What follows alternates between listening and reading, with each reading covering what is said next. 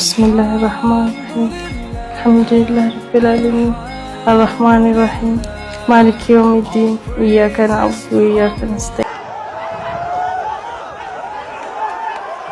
የመጠጥ ማስታወቂያ ያሰራታላችሁ በነጋታ ፐርፌክት አይደለም ሃይማኖቴ ግን ፐርፌክት ነው yes you should know that እኔ ወንጀል ልሰራ እችላለሁ እንደ ሸሪዓው ማለት ነው እንደ ሸሪዓው አንድ ሴት ልጅ ተነክብራ ካልመጣች በክብር ቤተሰቦቿ ጋር መመለስ ግዴታ ነው ያሲኖ ማለት ነው በ24 ሰዓት ውስጥ ልጅቷን ድንግላጥጨባና የፈታዋት ሴት ልጆች የሚለብሱትን ልብስ አይተህ የባለቤታቸውን ወንዳወንድነት ምን ያክል እንደሆነ ማየት እንደ ውስጥ አንድ ቀበሌ ሙስሊም የሌለበት ቀበሌ አለ ታምናለህ እስልምናን በመጥላቱ ሙስሊም የሆነ ሰው መነጋገሪያ ሆነ የቀድሞ ጸረ ኢስላም ሆላንዳዊ ፖለቲከኛ ጃርም ቫን እስልምናን ለቢስቱም ኢላ ቀሊላን ለው አንኩም ኩንቱም ተዕለሙን አሰላሙ አለይኩም ወራህመቱላሂ ወበረካቱ የአላህ ቸርነት ሰላም ፍቅር ጤና በያላችሁ በዳር በሉ በሁላችሁም ላይ ሰይድ ነኝ ዛሬ እንደተለመደው አነጋጋሪ አስተማሪ እጅግ በጣም ምርጥና አዳዲስ መረጃዎችን ይቀርባሉ እነዛም ቪዲዮችን እንመለከታለን ለዚህ ዩቲዩብ ቻናል አዲስ ሆናችሁ ግን ሰብስክራይብ ያደርጋችሁ ቤተሰብ ሁኑ ነባሮችን የቻናል ቆሞች ሁላችን ቪዲዮን በላይክ እንጀምራለን ለእስላሞች አለ ከመሰት የለም ቀጥታ ወደ ዛሬ ቪዲዮ የዛሬ መጀመሪያ ቪዲዮአችን እናያለን በቅርቡ የኤምኤምኤ ፋይት በኢትዮጵያ ውስጥ ይደረጋል እዚህ ውድድር ላይ የሚሳተፉ ብዙ ሰዎች አሉ 3 ሙስሊሞች ለምን 4 ሙስሊሞችን አቃለው እንግዲህ ብዙ ናቸው ሴት ሙስሊምም አለችበት እንደምትመለከቷት እንግዲህ በሂጃብ ተውባ እንግዲህ ያው የዚህ ፋይት አካል ሆናለች በእስልምና ያው እንደምታውቁትኝ የቦክስ ወይም ፊት የመመታት ፋይት ተገቢ ያልሆነ እንደሆነ ይታወቃል ነገር ግን በአለማችን ላይ እስልምና የሚያስጠሩ በዲናቸው ላይ ጠንካራ የሆኑ የኤምኤምኤ ፋይቶች አሉ ከነዛ ውስጥ ሐምዛ አለ እንደዚሁም ደግሞ ሐቢብ እና እንደዚሁም ደግሞ ኢስላም ማካቼቭ የሚባሉ በጣም ታዋቂ ዝነኛ በዲናቸው ማይደራደሩ ከዳጊስታን ምድር የመጡ ጀግኖች እንዳሉ ታውቃላችሁ እስልምና ላይ ትልቅ ተጽዕኖ የፈጠሩ ብዙዎች አልহামዱሊላህ ሚለውን ቃል እንግዲህ በተደጋጋሚ እንዲያቆቱም ካፊሮች የሚያደርጉበት ሁኔታ አለ ለማንኛውም ወደ ሀገራችን ጉዳይ እንመለሳለን የኤምኤምኤ ፋይቱ እንግዲህ የመጀመሪያ ፌስ ኮንፈረንስ ተደርጓል በዚህ ፌስ ኮንፈረንስ ላይ የተለያዩ ነገሮችን ተመልክተናል እንግዲህ ቪዲዮዎችን ቀንጨብጨብ አድርገን እንመለከታለን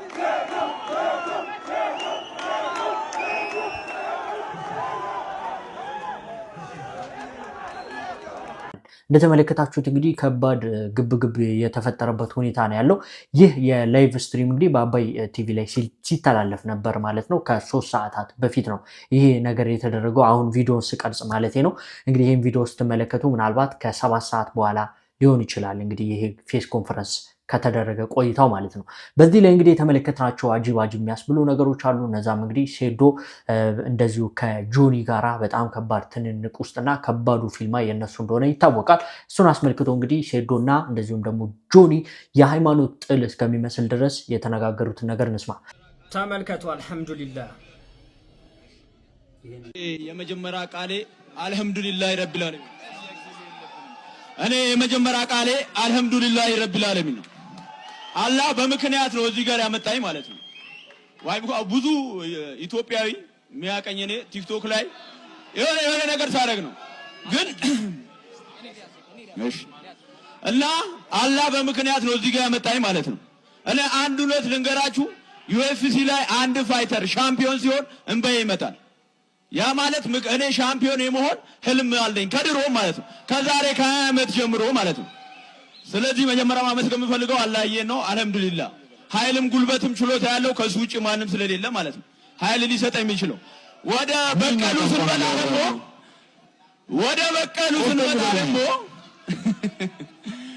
በቀሉ ስንመጣ እዚህ መድረክ እንድትመጣ ያረኳት እኔ ነኝ በመጀመሪያ ኖት ኦንሊ እሱ ብቻ አይደለም ሌሎቹ ስፖርተኞች እሱ እኔ ነኝ ማለት ነው ሐሳቡ ይታያል ቲክቶክ ላይ ብሎኬት ስምሰብር ፖሊስ ከተከለ እንሰስ ደበደብ ይዚህ ምን ማለት ነው? ይሄ ለማርሻል አርቱ የተከፈለ መስዋዕትነት ነው።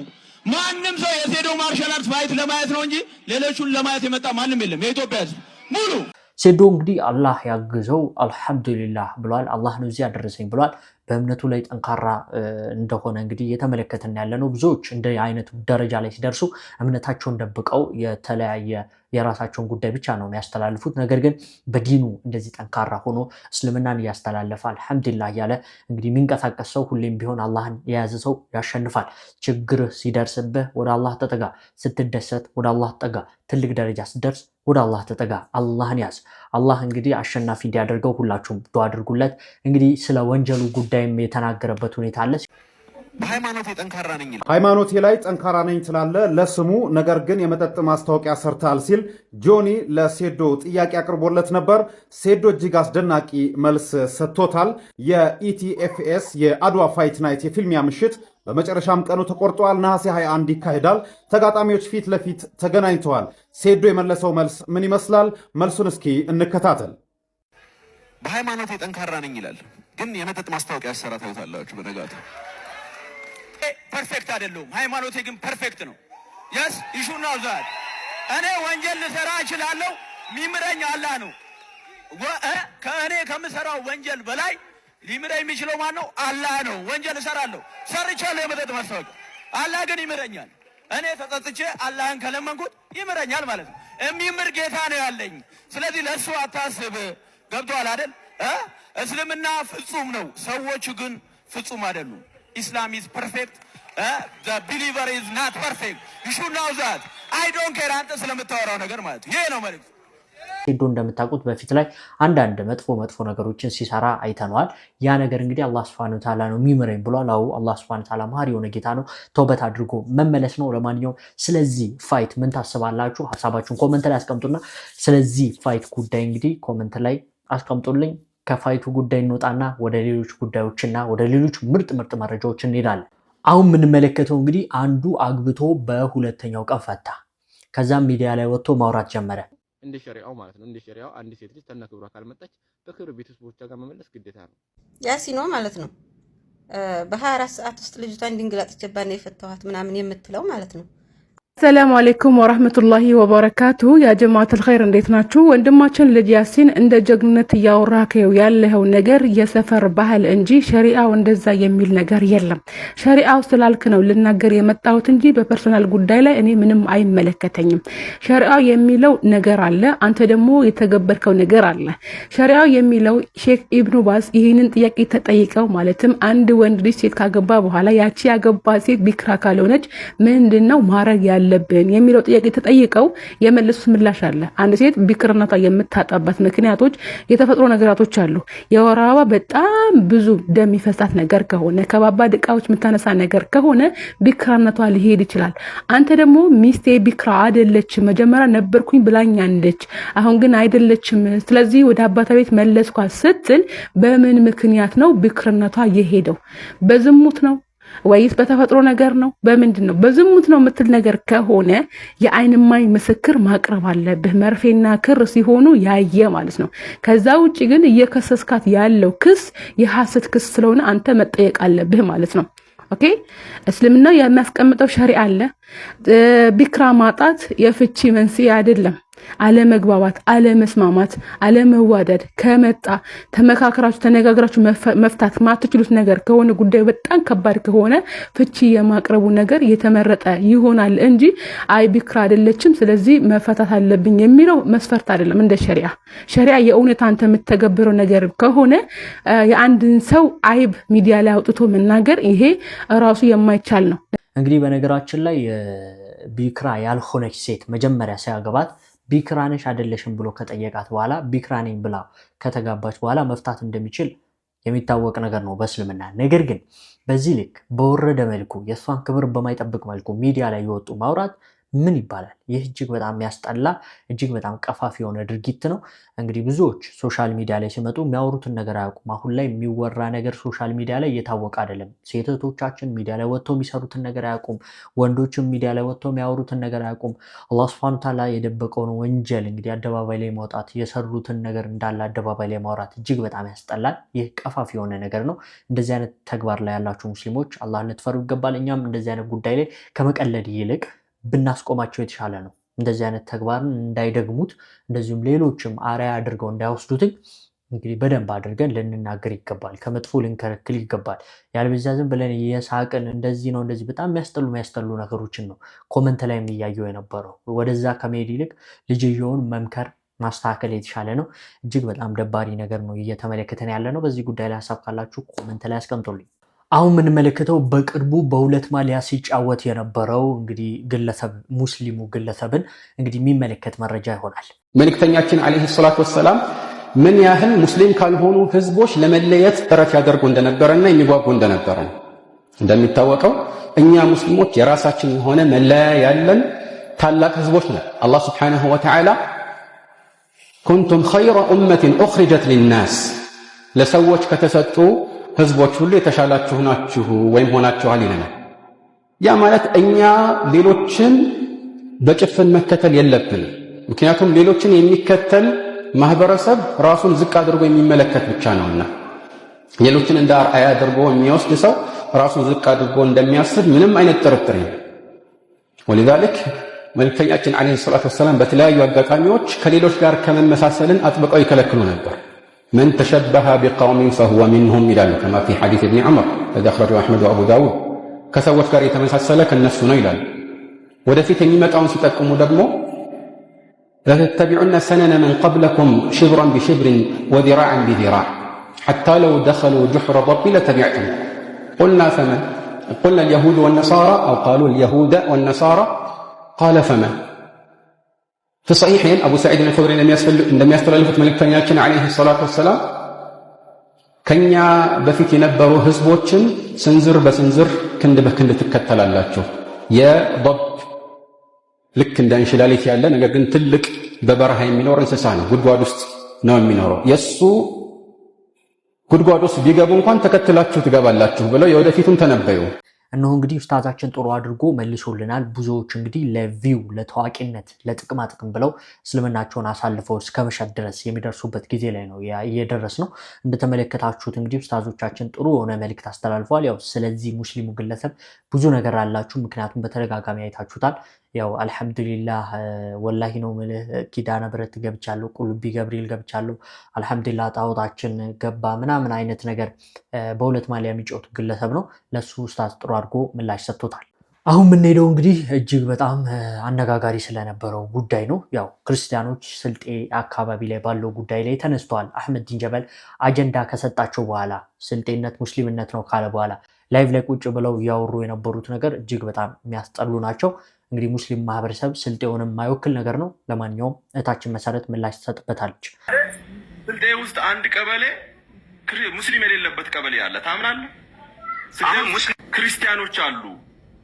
አይደንቲቲያቸው ክርስቲያን፣ ሃይማኖታቸው ክርስቲያን ሆኖ ለምሳሌ ይልማ ደሚሴ የሚባል ታጋይ አለ።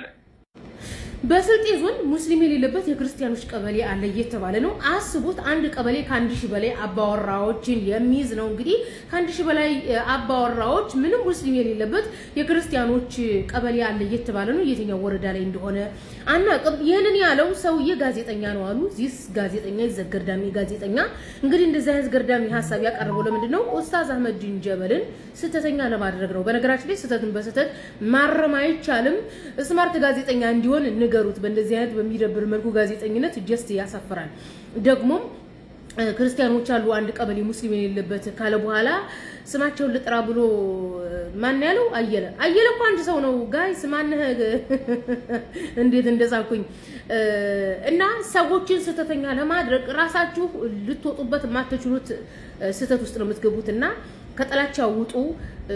አካዳሚካሊ ስራ ለመስራት ሞክሩ። ለምሳሌ ስልጤ ዞን ከነዚህ የወረዳ ቀበሌዎች ውስጥ የትኛው ቀበሌ ውስጥ ነው እንግዲህ ብቻቸውን ክርስቲያን ሙስሊም የሌለባቸው የክርስቲያን ቀበሌ ያለው ቢነግረን አሪፍ ነው። ጋዜጠኛ እንደመሆኑ መጠን ማለት ነው። ሰዎችን ስተተኛ ለማድረግ ልንወጣበት ማንችለው አዘቅት ውስጥ ስለምንገባ ጥላቻን እናስወግድ። ይህ ሰውዬ እንግዲህ ኡስታዝ አህመዲን ጀበልን ስለጠላ ነው እንደዚህ አይነት ስህተት ውስጥ እየገባው። አይ ቲንክ በዛው አጋጣሚ ምናልባትም በስልጤ ዞን በ10 ወረዳዎች ክርስቲያኖች ይኖራሉ በመንግስት ስራ በንግድ በተለያየ አጋጣሚ ሄደው ማለት ነው። ለዛውም ከኛ ከአማራ ክልል ከጎጃምና ከጎንደር የሄዱ የክርስትና እምነት ተከታዮች ናቸው እንጂ በዘር ማንዘር ክርስቲያን ኦርቶዶክስ የሆኑ አይደሉም። የስልጤ ማህበረሰብ ለዘመናት ሲታገል የነበረው ለኦርቶዶክስ ለክርስትና ሳይሆን ለስልጤነቱ ለእስልምናው ለሃይማኖቱ ነው።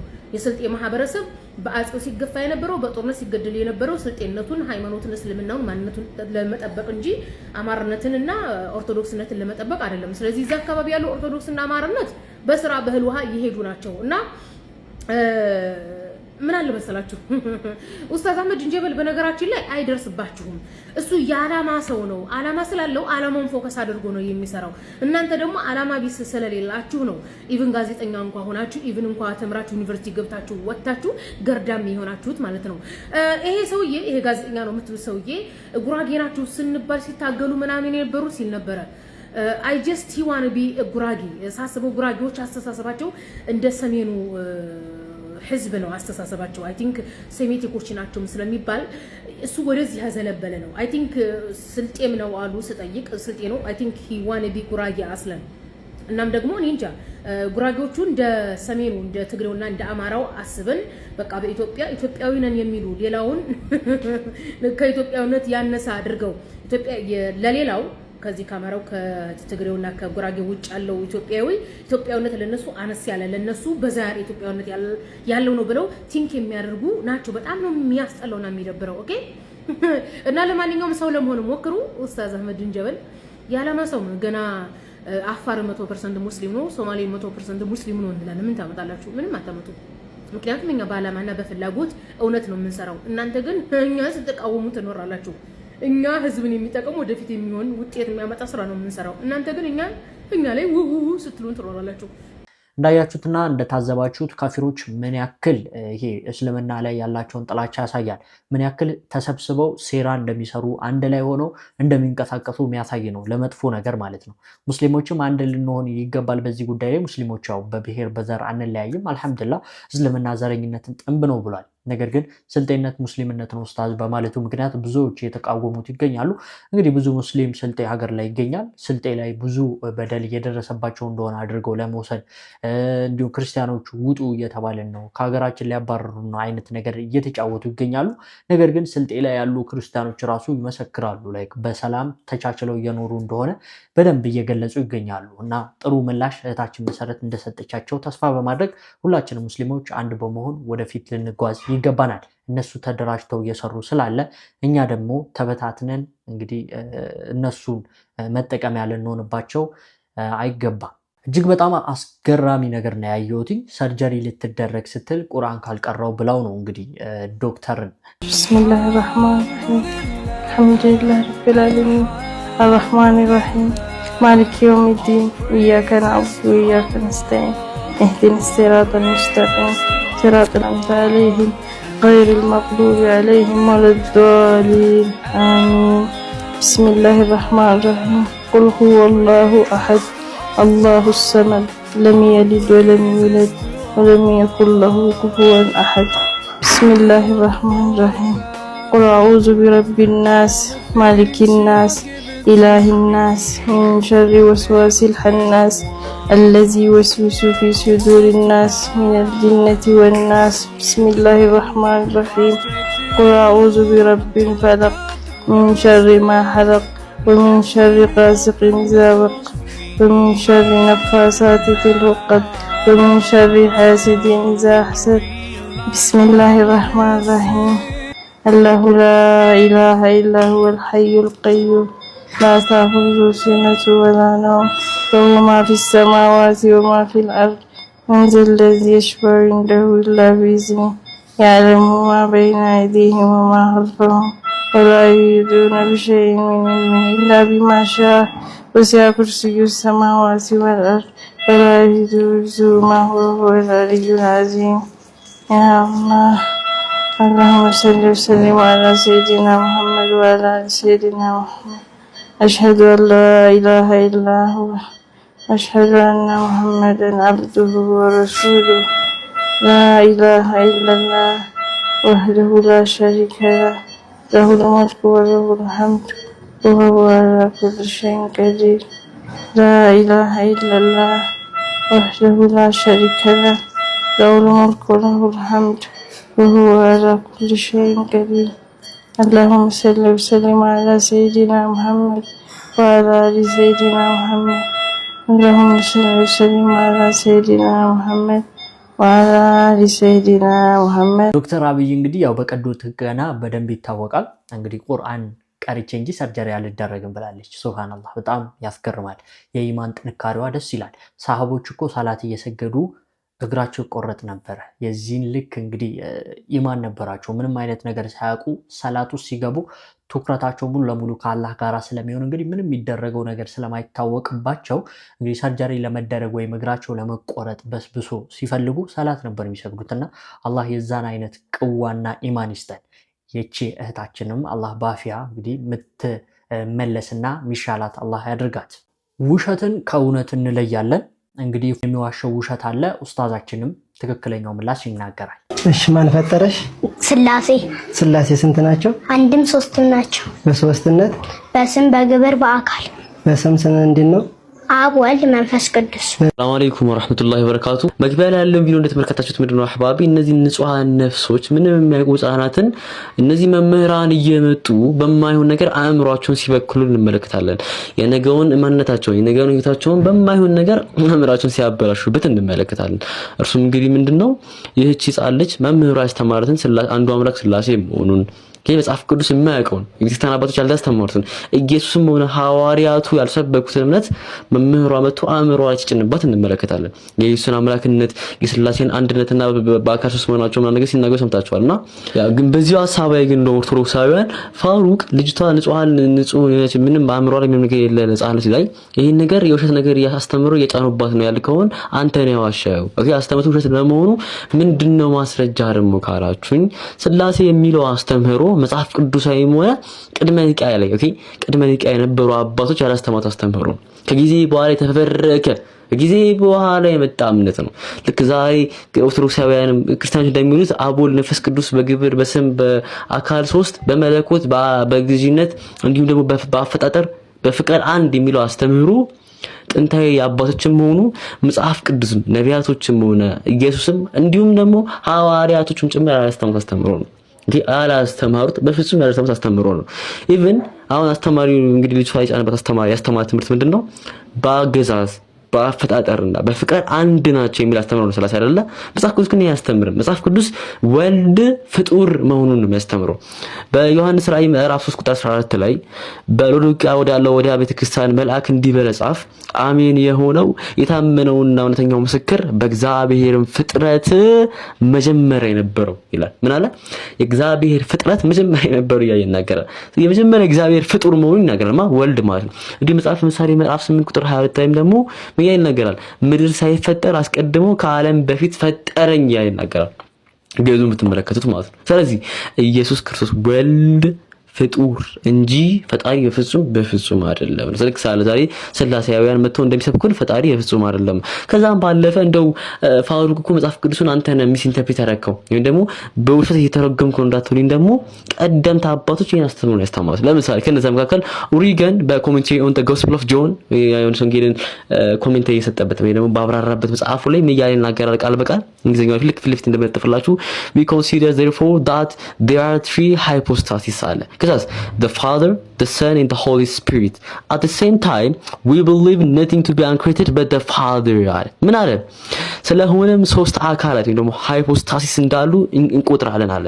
እነርሱም አብ፣ ወልድና መንፈስ ቅዱስ ናቸው አለ። በተመሳሳይ ጊዜ አብ ከአብ በቀር ምንም ያልተፈጠረ ወይም ያልተገኘ እንደሌለ ደግሞ እናምናለን አለ። ምን አለ? ከአብ በቀር ያልተፈጠረና ያልተገኘ እንደሌለ እናምናለን አለ።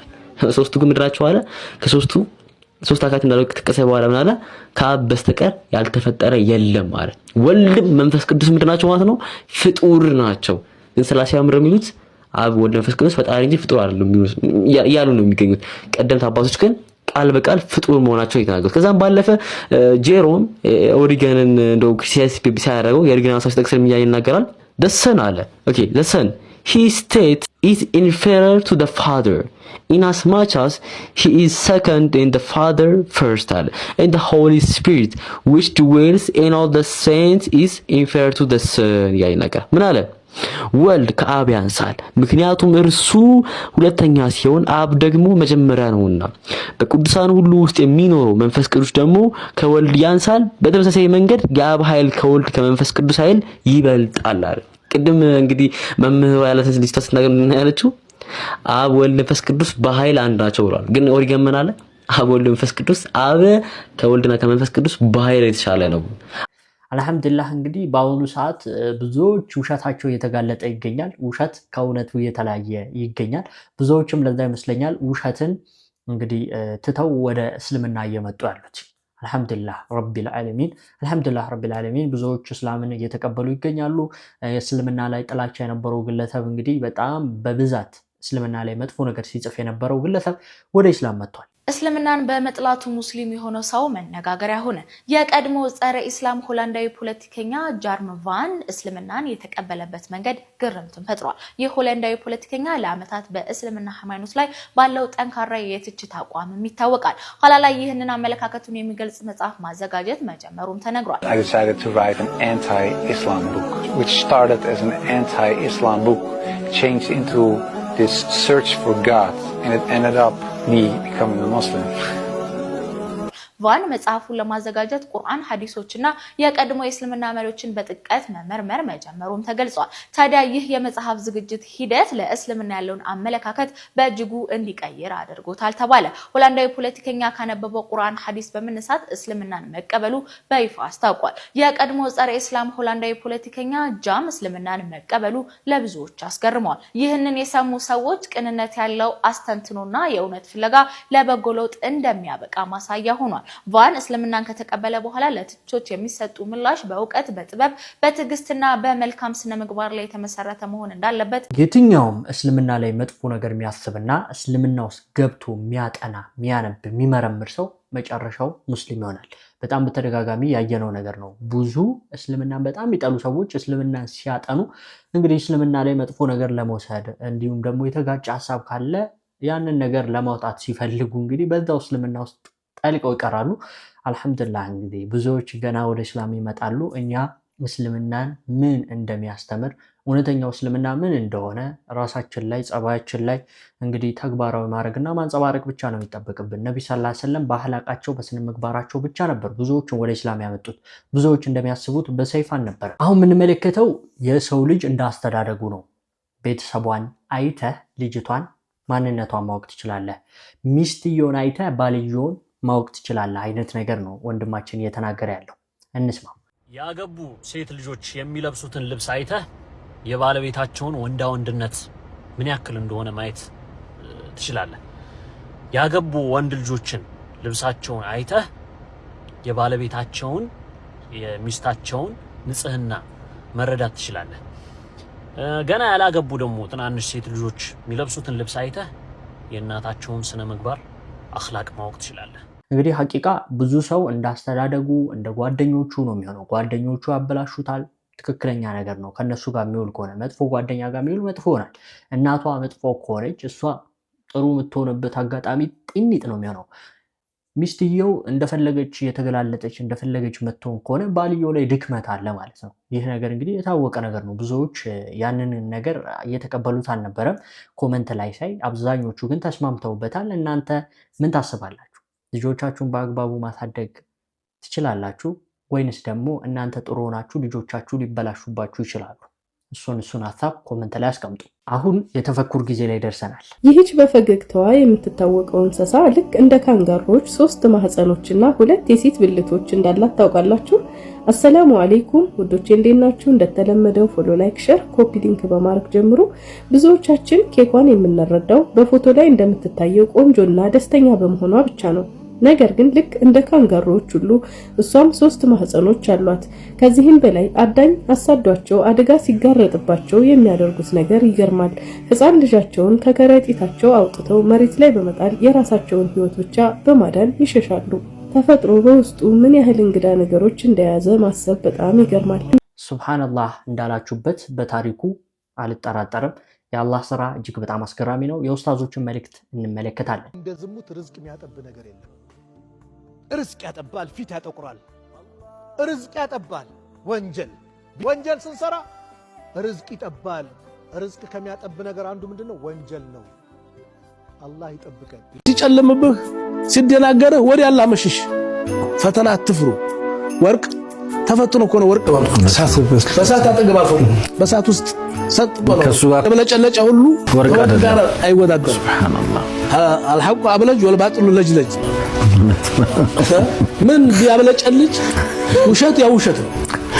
ለጅለጅ ነው ለጅለጅ አልሐቁ አብለጅ ወልባጥሉ ለጅለጅ ይመስላል እንጂ አይደለም። መምሰል ቀላል ነው፣ መሆን ነው ማይቻል እና እንዴ ወደ ነብዩ አለይሂ ማንም አታወራ። ሰው ከህልም ጀምሮ ይመቀኛል። ጥሩ ህልምህን አትንገረው፣ ለማንም አትንገር። ለምታምነው ሰው ብቻ ነገረው፣ ለማንም አትዝራው። ምቀኛ ትፈጥራለህ። ሰው በተፈጥሮ የምቀኝነት ችግር አለበት። ያንን ላገባ ነው፣ ያችን ላገባት ነው፣ ይሄኛውን ልገዛው ነው፣ ያንን እንዲላረገው ነው አትበል። ጉራት ቸርች ነው። ለዚህ እኮ ነው ዝም ብለህ ስራህን ስራ ወይ ደግሞ ዝም ብለህ አግባ። ኦኬ አልሐምዱሊላህ ወላሂ አልሐምዱሊላህ። አጣንም ገረጣንም ኖረንም አብረቀረቅን። እቺ እንደ ዱንያ ነች፣ ሁሉን በሞት እንሸኘዋለን። ጌታዬ አንተን ባናቅስ፣ አላህዬ ያንተ ፍቅር ባይደርሰንስ።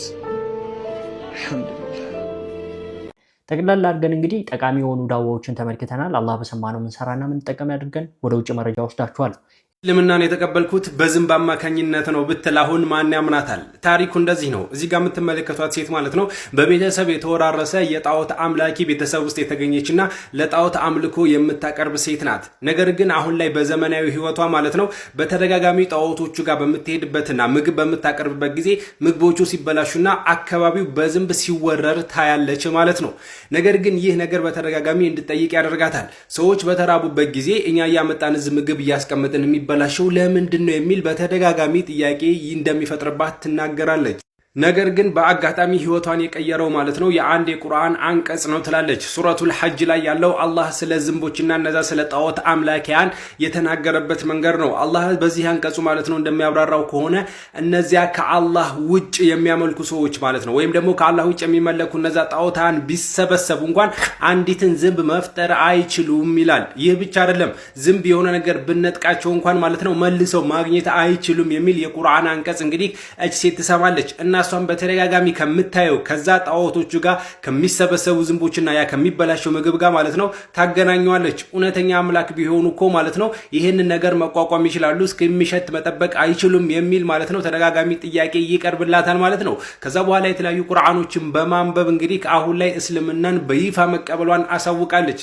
ተመልከቱ የአላህን ስራ እንግዲህ በዚህ ምክንያት ስትመራመር እስልምናን አገኘች። እጅግ አሳሳቢ ዜና እየተሰማ ይገኛል። ሁላችሁም አዳምጡኝ። እስራኤልና አሜሪካ በኢራን ላይ መጠነ ሰፊ ጥቃት ለመሰንዘር ዝግጅታቸውን መጨረሳቸውን ተከትሎ እጅግ ከባባድ ዜናዎች ከየቦታው እየተሰሙ ይገኛሉ። የአሜሪካ ውጭ ጉዳይ ሚኒስትር ለዲፕሎማቶቹ የማስጠንቀቂያ መልእክት አስተላልፏል። እሱም ምንድነው? በ10 ሀገር በነ ሳውዲ፣ ዩናይትድ አረብ ኤምሬትስ፣ ኦማን፣ ኳታር፣ ግብጽም ጨምሮ ጆርዳን በርካታ ሀገሮች የሚገኙ የአሜሪካ ዲፕሎማቶች ጥንቃቄ እንዲያደርጉ በእስራኤልም ጭምር ያሉ ዲፕሎማቶች ጥንቃቄ እንዲያደርጉ የሚል ማስጠንቀቂያን አውጥቷል።